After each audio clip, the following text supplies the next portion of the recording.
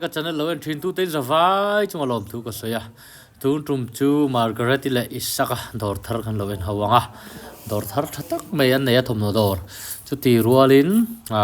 kan sợi phô nu tun lai à in ngai zong te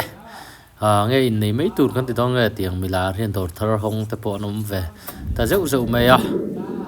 thà khóc mấy à chu ti rualin an đor hi thil mana tao em anh man chiếc nghe ni ti te po ka video full video kan lo en tho mai thea kan lo en ho liang te po la zo pe felle mem chi si la vin e kan an ho ve rup don nia kar thar lama e po hi photo booth ania lo kala piang khachuan thala nge ngai thala la vin ho thei ni lo ti kha kan riat kha ngai don nia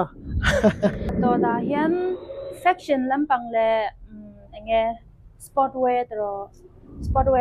tu kha in lo en fe theu ka ringa full han rin na in an thil man rang ten ron ti kha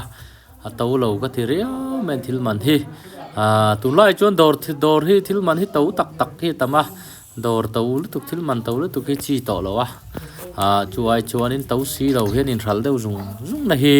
tu lai sum don na chuan a tha hi tak hi kan ron mu fu em an thil man hi to vak lo ni mi no pui ban phak ni sang kha zan hi sang kha zanga pi tho vel vek ani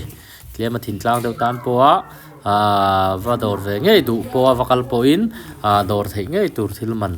tam tak kan dor tang heno mani ti kha mu thei ni tu wangin thil man to overload ania hei hi sum don na chuan in a poimo mai ni thil man hi kan en dan ka puine tu lai chuan in mi ho sa tam tak ma se mi hal sa tam tak po hian ko pui thil te kan ban to online na thil cha te po kan ur ta ma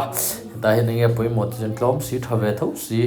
te then khat ta chon om thei deuh tan chon branded lo